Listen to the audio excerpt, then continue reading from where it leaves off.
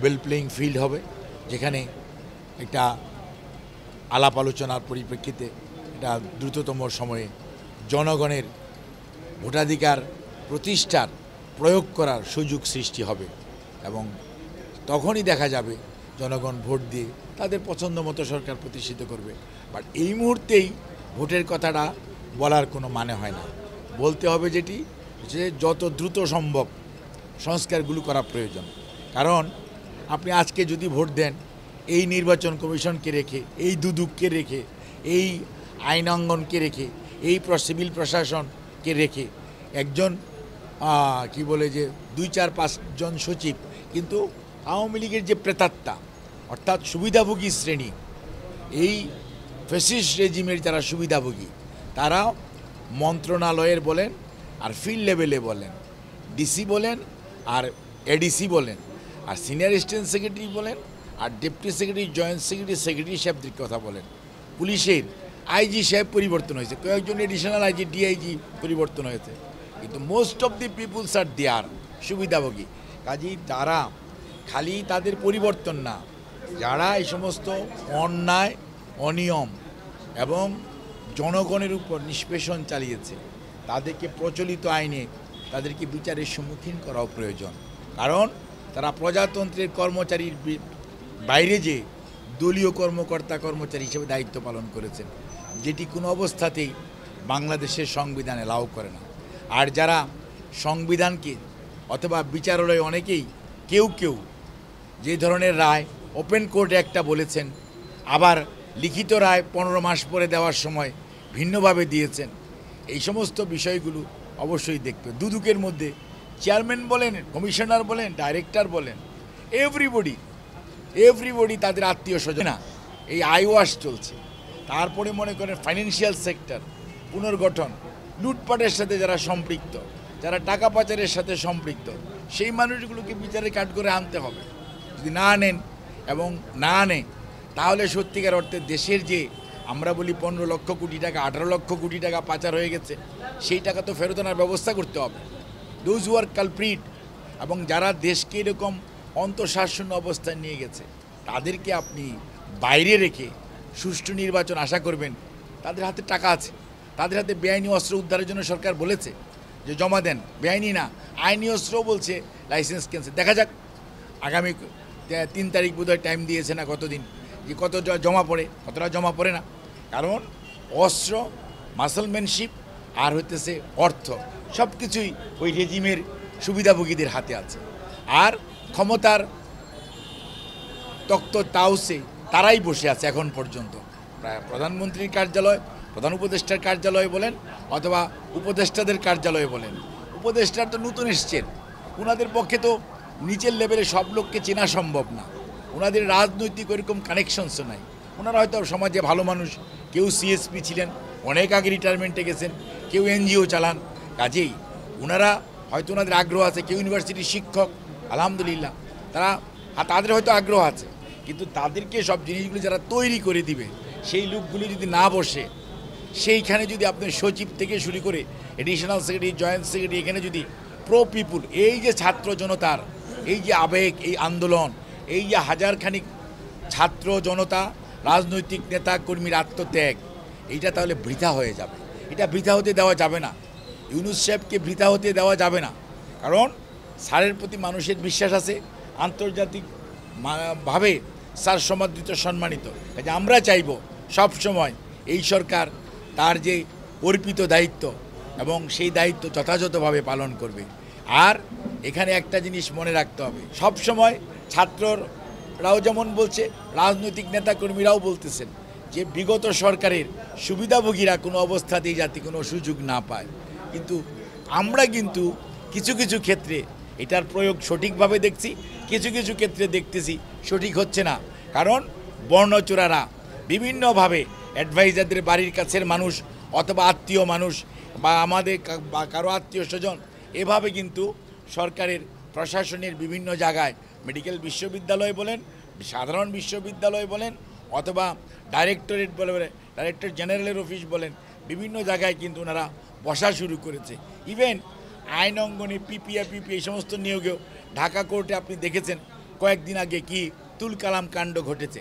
কাজেই 111-এর বেনিফিশিয়ারি এবং বিগত সরকারের বেনিফিশিয়ারি যারাই যেখানে আছে, অর্থাৎ যারা গণতন্ত্রে বিশ্বাস করে না, মানুষের অধিকারে বিশ্বাস করে না, এই সমস্ত মানুষগুলোকে কোনো অবস্থাতেই কোনো সুযোগ দেওয়া সঠিক হবে বলে আমি মনে করি না। এই সরকার যে আশা আকাঙ্ক্ষা, উৎসাহ উদ্দীপনা এবং বিশ্বাস নিয়ে মানুষ যাদের উপর আস্থা রেখেছে, আমরা দেখব এই সরকার সেইভাবে মানুষের বিশ্বাসে কতটুকু মর্যাদা, কতটুকু মূল্যায়ন করছে সেটাই মানুষ দেখবে, দেশবাসী দেখবে, ছাত্র জনতাও দেখবে।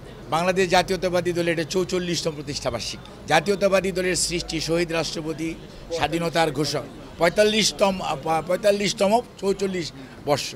যাই হোক, এখন আমাদের দলের প্রতিষ্ঠা হয়ে তা স্বাধীনতার ঘোষক শহীদ রাষ্ট্রপতি জিয়াউর রহমান বীর উত্তম কেন একটি দলের প্রয়োজনীয়তা অনুভব করেছিলেন?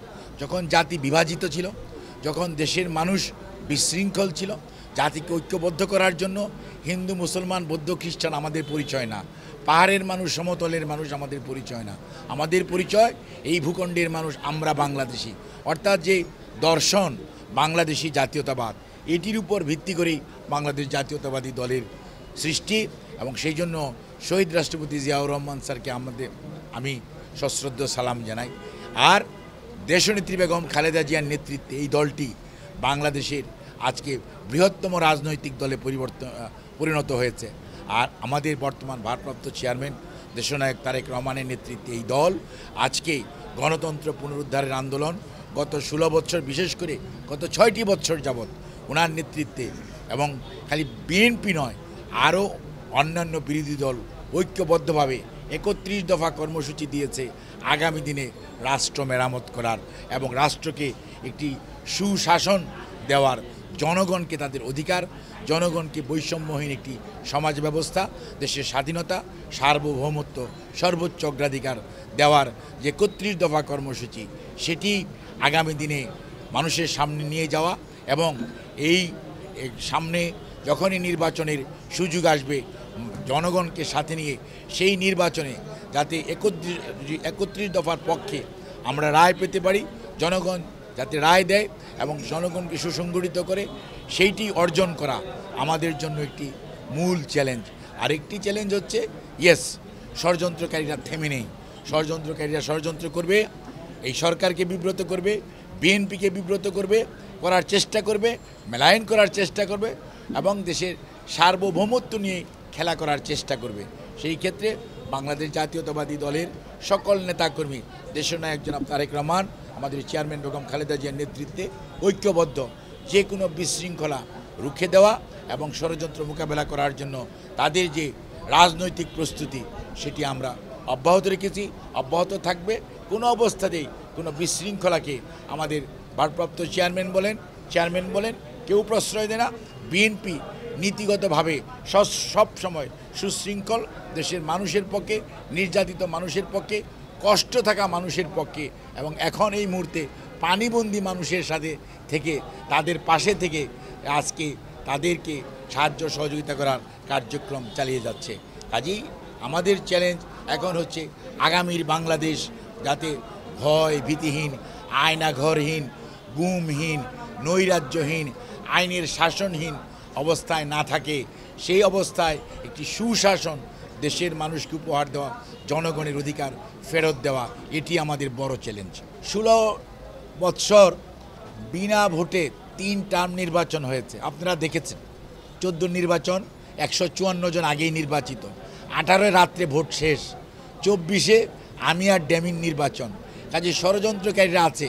কয়েকদিন আগে বিচার ব্যবস্থায় কু করার একটি চেষ্টা হয়েছিল, কিছুদিন আগে দেখলাম আনসারদের একটা ডেমনস্ট্রেশন, এবং এগুলো হচ্ছে কি, এগুলো অশ্বিনী সংকেত, অর্থাৎ সুবিধাভোগীরা ঘাপটি মেরে আছে এবং তাদের কাছে লুটপাট করা প্রচুর অর্থ আছে, তাদের কাছে আইনি বেআইনি অঢেল অস্ত্র আছে, এগুলোকে তারা ব্যবহার করতে পারে। তাদেরকে সমর্থন দেওয়ার কিছু লোক এই সমাজে 16 বৎসরে যে গড়ে উঠেছে, সেই লেসপেন্সাররা, তারা তো কেউ বসে নেই। কাজেই আমরা মনে করি ছাত্র জনতার আন্দোলন, বিএনপির রাজনৈতিক আন্দোলন কোনোটাই শেষ হয়ে যায়নি। সামনের দিন আমাদের নেতা তারেক রহমান যেমন বলেছেন, অত্যন্ত ধৈর্য সাহসিকতার সঙ্গে এবং একটি সংকীর্ণ রাস্তা পার হতে হবে আমাদেরকে। কাজেই আমাদের দলীয় নেতা কর্মীদেরকে উনি তৈরি হওয়ার জন্য বলেছেন। বাট আমরা মনে করি যখন সময় আসবে আমাদের দল ডাক দিবে, সে অনুযায়ী এটি আজকের বা কালকের বিষয় না, যখন সময় হবে এটি গণতান্ত্রিক রাজনীতিতে সবসময়ই আপনার এটা ওপেন পলিটিক্স, এটা কোনো আন্ডারগ্রাউন্ড পলিটিক্স না।